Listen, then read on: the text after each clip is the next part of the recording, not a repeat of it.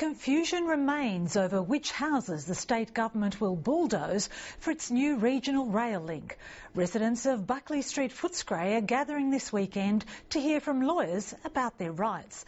This follows a belated state government apology for its mishandling of the rail link announcement, leaving residents to find out from the media. But the project has been welcomed by some who say it will relieve congestion on the country and suburban lines. Cheryl Hall has more.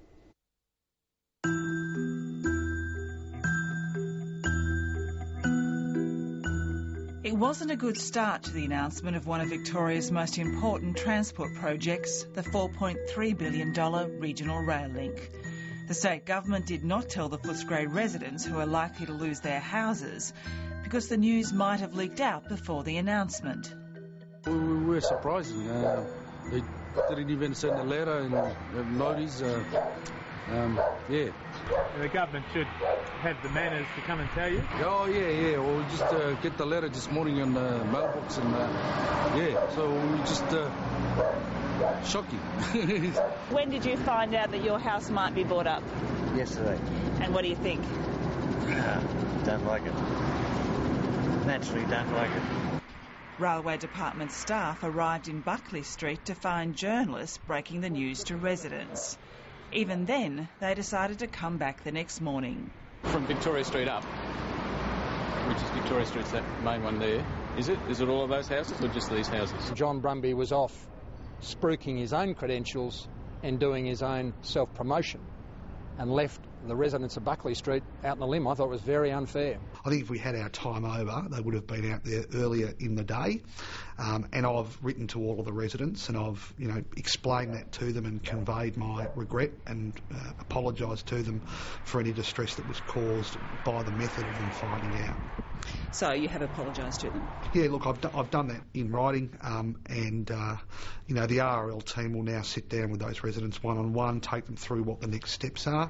But residents still don't know whose house will be acquired and who will be staying with increased traffic noise.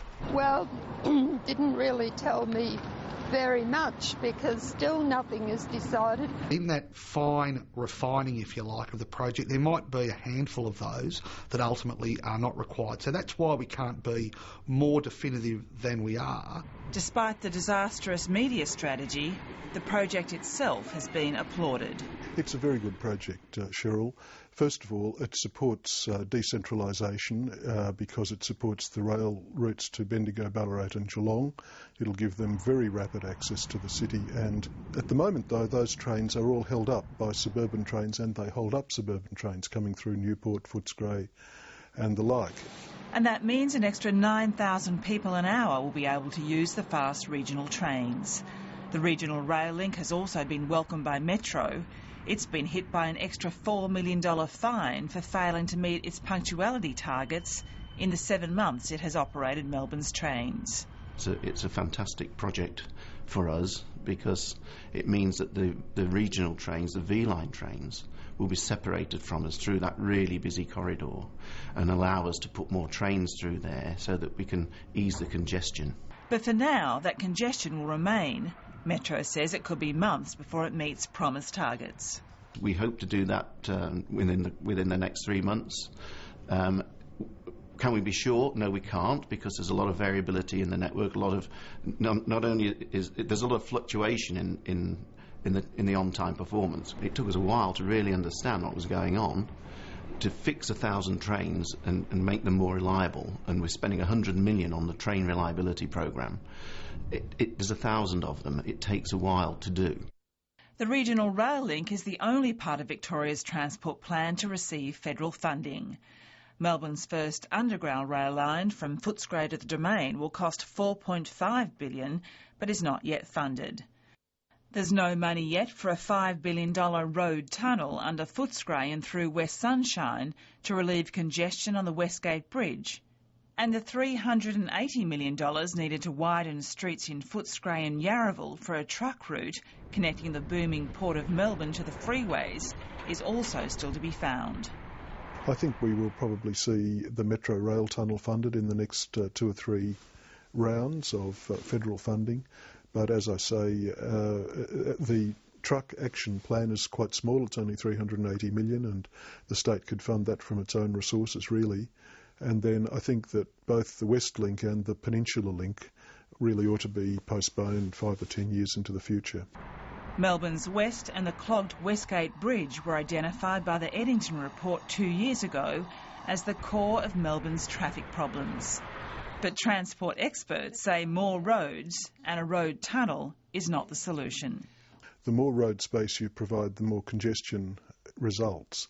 This is called induced traffic, and it's a well-established phenomenon. And the problem with the Westlink freeway is it's putting more road capacity into growth areas instead of more rail capacity.